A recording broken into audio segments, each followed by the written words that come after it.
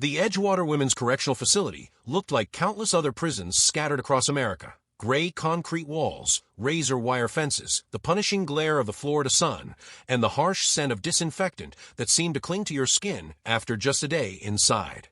Life within these walls was divided into numbingly repetitive segments. Wake-up call at 6 a.m., breakfast at 7 o'clock, labor from 8 to noon, lunch, more work until 4 o'clock, dinner, and then a sliver of free time before lights out at 10 o'clock.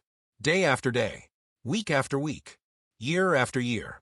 Then, on a scorching July afternoon, the routine was disrupted by the arrival of a new inmate. Janelle Brooks, 29 years old, had been transferred from a women's facility in Alabama to serve the remainder of her 7-year sentence for large-scale financial fraud. She didn't blend in. Janelle was tall and graceful, with observant brown eyes that seemed to peel back layers of a person's soul. Her jet black hair was tied into a taut ponytail that framed her sculpted cheekbones and regal features. "Brooks, this is your home for the next 7 years," said Officer Daniels, a stern woman in her 50s with leathery skin and a no-nonsense tone. She pointed to a cramped room with 2 bunk beds. "Your cellmate's Patterson. Bedding gets passed out in an hour. Don't break the rules, and you just might make it out of here in one piece." Janelle gave a silent nod and stepped inside, setting her small bag on the lower bunk. "Top bunk's mine," a voice called from the corner. Leaning against the wall was a Latina woman with a lazy braid and a guarded stare. "Carmen Patterson," she said, not moving an inch. "Janelle Brooks," Janelle replied as she moved her bag to the top bunk. "From Alabama." Carmen grinned. "Alabama, huh? What did you do to earn a golden ticket to this slice of heaven?" Janelle didn't respond right away. She unpacked her sparse belongings with practiced ease, taking in her new surroundings. "Let's just say I had some differences with the administration over there," she finally said, then glanced back at Carmen. "You." "Distributing prescription meds without a license," Carmen said with a shrug. "Used to be a nurse. Sold painkillers on the side. I've been down 3 years. 2 more to go." Janelle nodded, filing the detail away. A former nurse might come in handy. Over the next several days, Janelle acclimated to her new environment. She observed the flow of power, the silent rules of survival, and the rhythms of prison life. She learned that the warden, Leonard Hayes, was considered strict but generally fair, that the library was one of the few places inmates had minimal supervision, and that the real threat in Edgewater wasn't among the prisoners. It was Deputy Warden Grayson, a man infamous for his harsh punishments and unpredictable moods. On her 5th day, Janelle was summoned to the Warden's Office. "Inmate Brooks, sir, as ordered," announced the guard escorting her into the administrative wing. Warden Leonard Hayes, 44, fit his reputation. Medium build, sharp gray eyes, and silver threading through his close-cut hair. He sat behind a heavy oak desk scanning a file. A framed family photo sat near the edge. Hayes, a smiling woman, and 2 teenagers. "Take a seat, Miss Brooks," he said, motioning to a chair without lifting his eyes from the paperwork. "I've been reviewing your file. Quite a story." Janelle sat down, back straight, expression unreadable. Her eyes discreetly surveyed the office, certificates on the wall, a locked safe in the corner, and a desk calendar dotted with scribbles. "What's so interesting about Warden Hayes?" she asked calmly. He looked up, their eyes locking. He seemed momentarily surprised by her composure. "For starters," he said, flipping a page, "your background. Highly educated, clearly intelligent. Yet you chose to commit fraud, identity theft, forgery. Not exactly small-time offenses." "Life doesn't always give you many choices, sir," Janelle replied, steady. "Especially for a black woman from a small southern town with big goals and limited options." Hayes gave a slight nod, acknowledging the reality behind her words. "I also see disciplinary issues at your last facility," he said. "Conflict with staff. Manipulation. Let me be clear, Miss Brooks, that kind of behavior won't be tolerated here. Edgewater runs on rules. Break them, and you'll face the consequences." "I understand, sir." Janelle allowed a faint smile.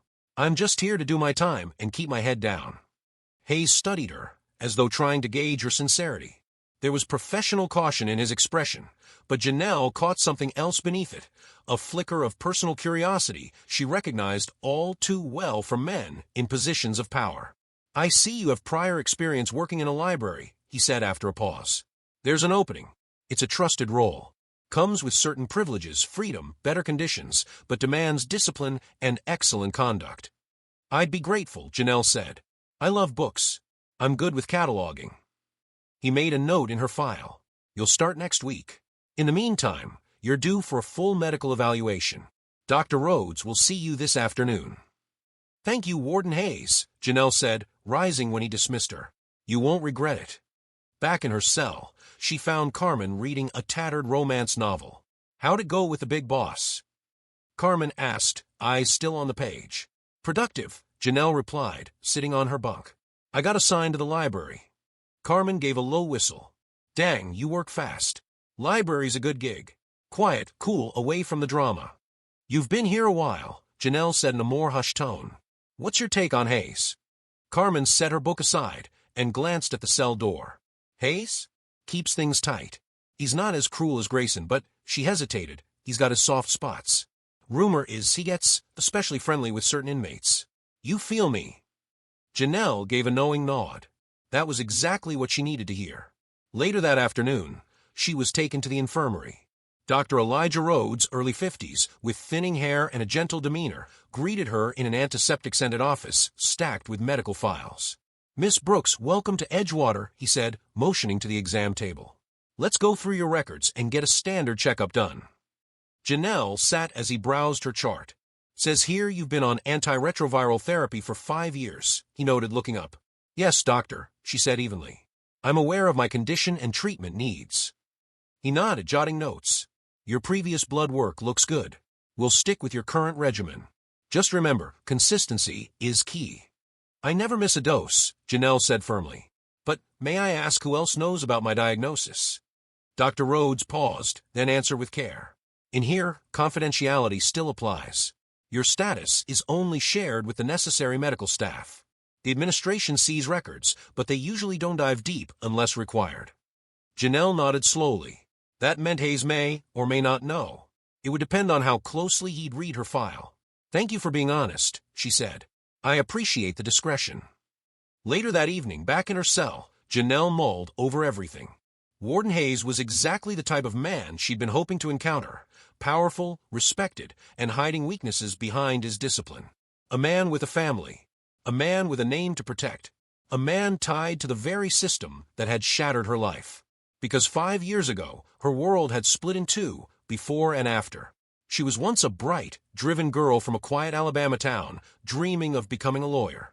She had worked hard her entire life, studying relentlessly, working nights at a bar, saving every penny toward her education. But everything changed one night when Deputy Sheriff Marcus Rollins, a respected officer in their Alabama community, offered her a ride home after her shift. Janelle declined at first, but he insisted. What began as an offer turned into something horrifying on a lonely stretch of road outside town. 3 months later, she received her HIV diagnosis. Her pursuit of justice backfired. Rollins had friends in high places. Janelle? Just a bartender, they said.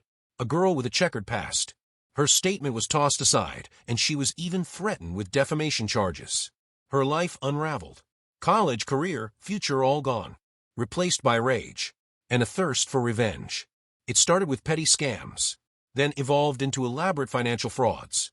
Janelle had a gift: manipulation, deception, strategy. She didn't just steal money, she dismantled lives. Her targets? Dirty officials, abusive cops, powerful men who thought themselves untouchable. Now, serving time, she'd found a new target, a new purpose. One evening, while most inmates lounged in the common room watching television, Janelle and Carmen sat quietly in their cell. You said you used to be a nurse, Janelle began in a hushed tone. What kind of nursing? I worked in the infectious disease unit at Tampa City Hospital, Carmen replied. 3 years, until I got caught slinging pills on the side. So you know about infections? Janelle stared at her closely. Carmen tensed. Why are you asking, Janelle? Because I need someone I can trust, she said, her voice low. Someone with medical knowledge and flexible morals. That sounds dangerous. Carmen frowned, though curiosity flickered in her eyes. What are you trying to pull? Janelle studied her, weighing her trust. Then she said, I'm HIV positive. Carmen's eyes widened. I didn't ask for it, Janelle continued calmly. I got it from a man who walked away untouched. I lost everything. My future, my name, my life. And now, I want someone else to feel what I felt. You're thinking of infecting someone on purpose. Carmen whispered, horrified. That's a whole new crime. I'm already doing time, Janelle said evenly. But this ain't random. I've chosen my target. Carmen's eyes narrowed. Hayes. Janelle nodded slowly. He's perfect. Married. Kids. High position. Represents everything that crushed me. And, like you said, he's got a thing for inmates. This is insane, Janelle. Even if you seduce him, which won't be easy, what then? You think he'll just let you roam around with that kind of leverage? I don't plan on surviving, Janelle said, her voice cold. My death will be the start of his downfall. But I need someone who can finish what I start. Someone to pass the evidence to the right people. Silence filled the cell as Carmen sat in deep thought. Finally, she asked, why me? Helping you could add time to my sentence. Because you're the only one here who understands the science. And I can help you get out early, Janelle leaned in. I have connections. People on the outside. Information that matters. She paused, her eyes gleaming. Besides, don't you want to see a man who preys on women in this prison lose everything? Carmen looked at her, conflicted. And what about the man in Alabama? The one who did this to you? He's not walking away either, Janelle said, her voice sharp. I've got evidence on him too. It's all going to surface. A long pause followed. Outside the cell, laughter and the low buzz of television filled the halls. Life in prison continued, oblivious to the plan taking shape behind closed doors. All right, Carmen finally said. I'll help you. Not for your favors, but because I've seen how Hayes treats certain women here. How he uses them, then ships them off when they become inconvenient. Janelle extended her hand. So we're partners. Carmen hesitated, then shook it. We're partners. But we need a real plan. I've got one, Janelle said, her lips curling into a faint smile. And it starts Monday. In the library. The Edgewater Women's Correctional Facility library was a modest room lined with metal shelves stacked with worn-out books. It was quiet and cool, one of the few places in the entire prison where a person could escape the noise and heat. Janelle quickly adapted to her new role. She reorganized the catalog, set up a lending system, and brought order to the neglected shelves. Her diligence didn't go unnoticed. Miss Brooks, I must say I'm impressed, said Warden Hayes, stepping into the doorway 2 weeks into her assignment. Officer Daniels says this place is practically unrecognizable. Janelle looked up from the book she was logging and offered a polite smile. Thank you, Warden. I'm a firm believer in order. He walked slowly between the shelves, brushing his fingers along the book spines. What did you used to read before all this? Mostly law texts, she answered. I wanted to be a lawyer. What happened? His tone softened, his curiosity sincere. Janelle hesitated, then answered, life happened, and sometimes it has its own plans. Their eyes locked, just for a moment, and something passed between them. Not sympathy, recognition. Two people shaped by disappointment. You're right, he finally said. Life rarely stays on the tracks we set. From that day forward, Hayes made frequent visits to the library. At first, he kept it professional, short check-ins, small updates. But slowly, the conversations deepened. He asked about her childhood, her interests, her regrets. In return, he spoke of his wife's growing coldness, his strained relationship with his children, and his fading sense of purpose. Janelle listened carefully, mirroring his vulnerability, gently guiding the exchange. She constructed a bond. Not love. Control. You're taming him, Carmen observed one evening, eyeing Janelle from across the cell. Little by little. Man stays in that library for hours now, like it's his sanctuary. Janelle lay on her bunk, eyes on the ceiling. That's how you handle dangerous animals, she said quietly. Slowly. Patiently. You make them feel safe. But what happens when he realizes he's been played? Carmen asked. Hayes don't strike me as the forgiving type. By the time he realizes, Janelle replied, it'll be too late. The plan's moving faster than I thought. He's restless. Bitter. He's searching for something that makes him feel alive again. What about Dr. Rhodes? Carmen asked cautiously. He's been watching. I saw him looking at you in the cafeteria. Janelle's brow furrowed. The doctor had become a concern. During her recent medical checkups, he'd begun asking more probing questions. His demeanor had shifted, less clinical, more cautious. He's bound by confidentiality, she said at last. He can't do much. But yeah, he's paying attention. We'll need to tighten things up. The following morning, while Janelle was reshelving books, Dr. Elijah Rhodes appeared in the doorway. She stiffened slightly, but kept her expression neutral. "Miss Brooks," he said quietly, ensuring they were alone. "May I speak with you?" "Of course, Doctor." She placed her book down and turned to face him. "Your test results are fine," he began. "That's not why I'm here." She waited. "I've noticed your increasing contact with Warden Hayes," he said carefully. Janelle's gaze didn't falter. "The warden is responsible for this facility. It makes sense he'd check in on the library. Miss Brooks," he lowered his voice further, "I know about your condition, and I've also observed how close you and the warden have become." She crossed her arms. "Are you concerned about your patient, doctor, or your superior?" "I'm concerned about responsibility," he replied. "About consequences." Janelle's eyes turned sharp. "You're assuming a lot. Maybe too much.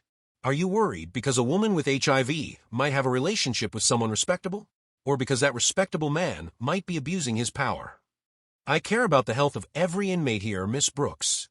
"Including yours," Dr. Elijah Rhodes said gently. "My health is under control," Janelle replied coolly. "I take my meds. I get regular checkups. As for anything going on between me and Warden Hayes or anyone else, that's not part of your job description." Dr. Rhodes hesitated. His internal conflict showed in the way he shifted, eyes narrowing as he weighed his next words. "I can't force you to stop," he finally said, "but I do ask that you think about the consequences for everyone involved." After he left, Janelle allowed herself a moment of quiet panic. Rhodes was a problem, maybe the only one who could derail her plan. But patient confidentiality and lack of solid proof kept him shackled. Still, time was running out. She had to move faster. That evening, as she was returning from the library, a guard stopped her. "Brooks, the warden wants to see you." Now, when she entered Hayes' office, she instantly noticed something different. He was unusually tense. "Close the door, Miss Brooks," he said, not even looking up. She obeyed, mentally preparing herself for a confrontation. Did Rhodes finally break the code of silence? "Dr. Rhodes came to see me today," Hayes said, confirming her worst suspicion. "We had a revealing conversation." Janelle stayed quiet, her expression unreadable. "He's concerned about how much time I spend in the library," Hayes continued. Finally, he looked up, locking eyes with her. "He thinks people might misinterpret it." "What did you say to him?" Janelle asked calmly. "I reminded him that I'm the warden. I decide how I manage my time." Hayes stood and slowly moved toward her. "But he made me think about us, about what's really happening here." "And what is happening, Warden Hayes?" Janelle softened her tone, drawing him in. He was standing so close now, she could feel his breath. "Something that shouldn't be," he whispered. "Something dangerous." "Sometimes danger's the only thing that makes us feel alive," Janelle replied, her eyes locked on his. "Isn't that why you keep coming back to the library, Leonard? To feel something again." The tension between them stretched thin, like a wire about to snap. Then, just as she'd predicted, he kissed her. After that night, their encounters became secret and heated. Hayes began summoning her to his office late in the evenings. Other times, he stayed after library hours, locking the door behind him. What began as emotional manipulation quickly turned physical. Meanwhile, Dr. Rhodes watched the affair unfold with mounting dread. During her next medical checkup, he made one final attempt to stop her. "Miss Brooks," he said, his voice taut with concern. "What you're doing, if this continues, it could be considered intentional transmission. That's a serious offense." "I don't know what you're talking about," Janelle replied, feigning confusion. "Don't play dumb. I see the way he looks at you. I know what's going on, and I know your diagnosis." She smiled faintly. "But you can't prove anything. And if you break confidentiality, I'll file a formal complaint. You'll lose your license, Dr. Rhodes. Is it worth it?" Rhodes stared at her, a storm of frustration and helplessness in his eyes. "Why are you doing this?" he finally asked. "We all define justice differently," she said quietly. "Mine just doesn't look like yours." That evening in their cell, Carmen noticed Janelle's subtle change in demeanor. "You look satisfied," Carmen said cautiously. "Something happened." "The plan's going better than expected," Janelle said with a grin. "Dr. Rhodes tried to interfere, but he's locked down tight. And Hayes, he's mine now." "You all ready?" Carmen didn't finish. "Yes," Janelle said without hesitation. "More than once. Now we wait for the virus to take hold. Then comes the final act." "How will you tell him?" Carmen asked, her voice barely above a whisper. "Piece by piece. A hint here, a fact there, until the moment he realizes he's trapped. Like I was. What if he loses it? What if he tries to kill you? He might, Janelle said flatly. But by that point, the evidence will be ready to go public. And you know where to find it. 2 more weeks passed. Janelle observed Hayes closely, his body language, his words, his growing reliance on her. He opened up more with each passing day, revealing the cracks in his perfect life. He spoke of his crumbling marriage, his stalled career, and the feeling that time was slipping away. And Janelle became the soothing voice, the anchor he thought he needed. Then one night, she knew it was time. They were in his office, after hours, the door locked. They made love on his desk, risky, desperate, reckless. For him, it was another escape. For her, it was the final step. Afterward, as they lay tangled in silence, Janelle broke it. You know, Leonard, I never told you the real reason I'm in here. You said fraud, he murmured, still tracing her shoulder. That's the official story, she said, turning to look at him. But it's deeper. I was trying to ruin a man who ruined me. Hayes tensed. There was a man back in Alabama, she continued calmly. He raped me. When I reported it, he used his badge to bury me. What's worse, he gave me HIV. Hayes sat up instantly, his face draining of color. What? I've had it for 5 years, she said. It's in my file. Dr. Rhodes knows. Maybe if you'd actually read my records.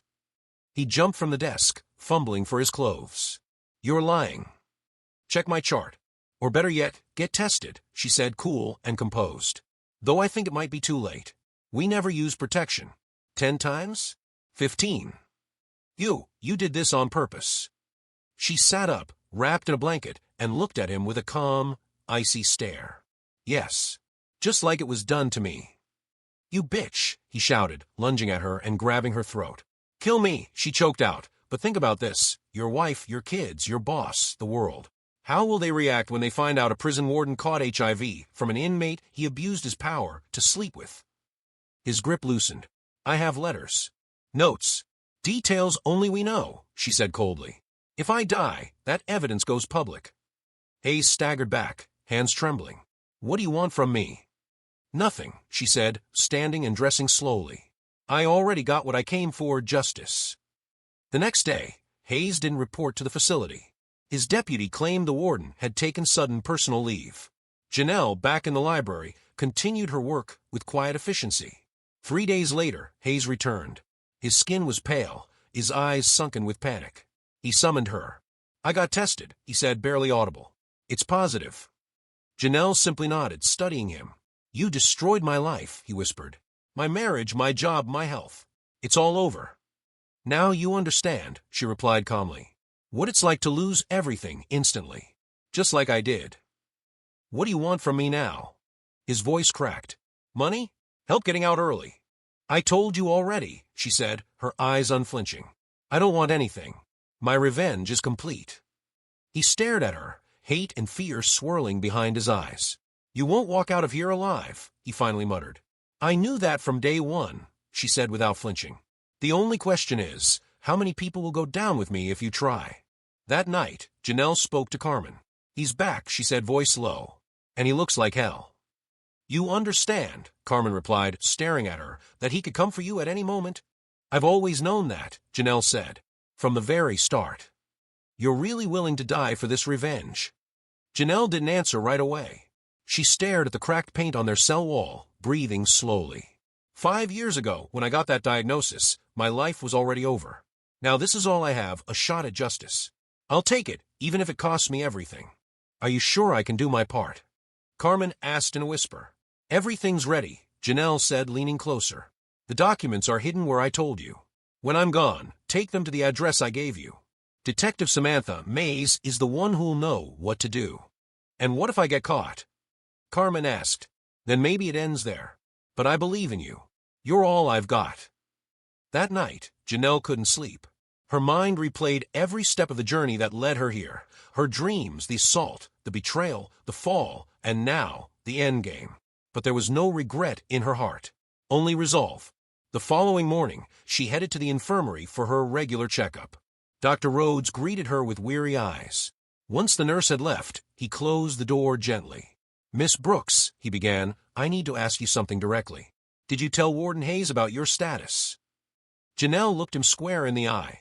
Why do you ask? He came to see me 3 days ago. Panicked. He demanded your medical records and insisted on a test for himself. And you gave him access. He's the warden. He has the authority, he admitted with guilt.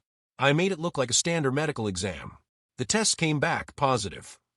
Janelle nodded, unsurprised. You understand he's dangerous now, right? The doctor continued. He's lost everything, his family, career, status. That kind of man, cornered, is unpredictable. I understand the risk, she said calmly, and I accept it. I could try to help, get you transferred to another facility for medical reasons, Rhodes offered. It's too late, doctor, but thank you. That evening, as prisoners shuffled back from dinner, a nervous young guard approached Janelle. Brooks, the boss wants to see you. Now. It's almost lights out, Maria said, frowning. Doesn't matter. Orders are orders. Janelle glanced at Carmen. Her eyes said goodbye. It'll be fine, she whispered, even though they both knew the truth. But instead of leading her toward the administrative wing, the guard took her down a rarely used service corridor. Janelle stayed calm, despite the alarms ringing inside her. Where are we going? She asked. Keep walking, the guard muttered. His voice shook. They stopped outside an old supply closet. The guard looked both ways before unlocking the door and shoving her inside. The room reeked of bleach and mildew. There, under the weak light of a single bulb, stood the warden. Beside him was his brutal deputy. Leave us, Hayes snapped. The guard fled, relieved. Janelle glanced around. Mops, old buckets, rusted lockers. A perfect place for something awful. Interesting meeting spot, Warden, she said coolly. The deputy stepped forward, rage distorting his features. You have no clue what kind of hell you just started. Let her talk, Hayes cut in. I want to hear what she has to say before she dies. Janelle chuckled darkly. So this is how it ends. In a janitor's closet? That's almost poetic. You have a choice, Hayes said, taking a step closer. Tell me where the evidence is, and your death will be easy. Or what? Janelle challenged. You torture me? Kill me in a building full of security cameras and staff. She'll be found hanging in her cell, the deputy said coldly. It happens, especially with inmates who've just gotten bad news. Janelle stared at him. A staged suicide. Predictable. But it won't save you. Where is it? Hayes growled. In a place you'll never reach, she replied calmly. And 1 week after I die, it'll be in the hands of the right person. You kill me, and the truth comes out. She's bluffing, the deputy said. Let's get it over with. You destroyed my life, Hayes said bitterly. My wife's gone. My kids are gone. My career's done. What else do you want? Justice, Janelle said, her voice flat. And soon, the man from Alabama will get his too. The deputy moved forward with a rope. Hold her. Hayes grabbed her arms. Janelle didn't fight. As the deputy looped the rope around her neck, she whispered, This isn't the end, Hayes. It's just the beginning. The next morning, Janelle was found hanging in her cell. The official report from Correctional Facility stated that the inmate had taken her own life, citing mental distress and a recent medical diagnosis. It was ruled a suicide. Carmen, her cellmate, was among the first to find the body. She screamed and struggled violently as the guards pulled her away, sobbing uncontrollably. But by noon, Carmen had calmed down. She sat in the prison psychologist's office with eerie poise. Her record noted unusual emotional detachment for someone so recently exposed to a traumatic event. 2 days after Janelle Carter's death, a package arrived at the office of Detective Samantha Mays of the Major Crimes Unit. Inside was a thick envelope filled with documents, photographs, and a flash drive. Samantha, a sharp-minded 38-year-old investigator known for her integrity, flipped through the contents, her expression growing increasingly serious. It was Janelle's personal diary, an intimate account of her involvement with prison warden Hayes. There were photos of them together in the library and his office, audio recordings Janelle had secretly made using a makeshift device, and a letter detailing her motives. She confessed to deliberately infecting Hayes with HIV and predicted her own murder. The final line read, By the time you read this, I'll be dead. Don't let them bury the truth. What the hell is this? Samantha muttered under her breath as she set the letter aside.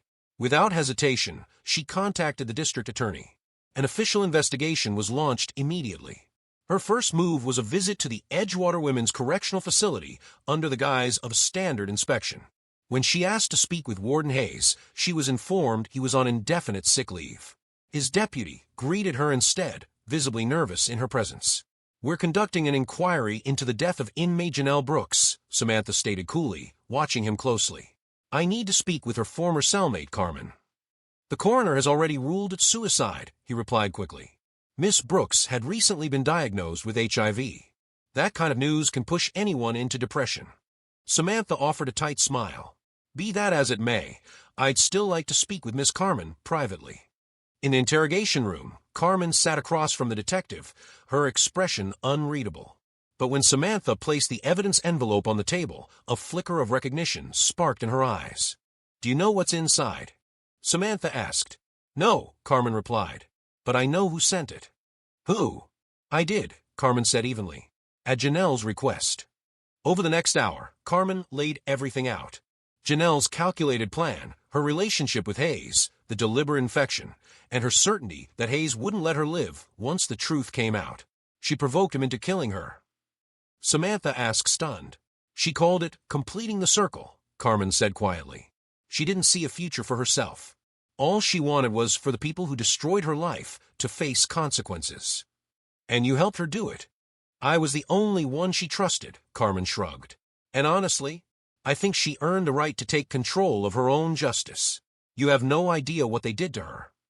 The investigation moved quickly. Samantha secured a court order to Janelle's body. The second autopsy revealed signs of physical trauma inconsistent with suicide, specifically bruising that indicated she'd been strangled before being hanged to stage the scene. A warrant was issued for Hayes' arrest, but he had already fled. He'd vanished from his home the day before the warrant was signed. Under pressure, Deputy Warden eventually cracked. He confessed to helping Hayes murder Janelle, recounting in detail the events that took place in the janitor's closet that night. Meanwhile, Samantha used information from Janelle's letter to open a separate investigation into the deputy sheriff in Alabama. What she uncovered was disturbing. Multiple allegations of sexual assault had been filed against him, all of which were suppressed thanks to his influence and connections. Several women came forward with similar stories once the investigation became public. 3 weeks later, Hayes was located in a rundown motel on the outskirts of Miami. He surrendered without resistance, looking broken and resigned. "She won," was all he said when officers took him into custody. The trial that followed became a national sensation. Janelle's story, a woman who infected her abuser with HIV, then orchestrated her death to bring the truth to light, sparked widespread debate over ethics, vengeance, and the failures of the prison system. Hayes was convicted of first-degree murder and multiple counts of abuse of authority. He was sentenced to life in prison, and his deputy received 20 years as an accomplice. Deputy Grayson was arrested in Alabama and charged with rape, intentional infection with a communicable disease, and misconduct in office. Dr. Rhodes, the prison's medical officer, testified about his attempts to intervene and his growing concerns over Janelle's situation. He later resigned from the prison system and began working at a clinic serving HIV-positive patients in low-income communities. Carmen, who had cooperated with the investigation, received a reduced sentence. After her release, she gave a handful of interviews about her friendship with Janelle, then vanished from public view. Detective Samantha Mays received a promotion for her work on the case. But the emotional weight of the investigation stayed with her. In a quiet moment with a colleague, she admitted, "I still don't know who the real victim was. Everyone in this story was failed by a system that's supposed to protect the vulnerable." Janelle's case triggered a broader federal review of conditions in women's prisons across the country. New regulations were introduced to ban inappropriate relationships between staff and inmates. Protections for HIV-positive inmates were strengthened. Whistleblower procedures for reporting abuse were also overhauled. In a quiet cemetery, a simple headstone now marks Janelle Brooks' grave. The inscription, carved by an anonymous donor, reads, "Justice has been served." If this story moved you, there's so much more to uncover. The secrets, the betrayal, the heartache that hides behind the faces we trust most. Subscribe now to never miss the drama, the emotion, and the untold truths. Join the journey, hit that button, and be part of the next stories. This is Ruthless Realities. Until next time.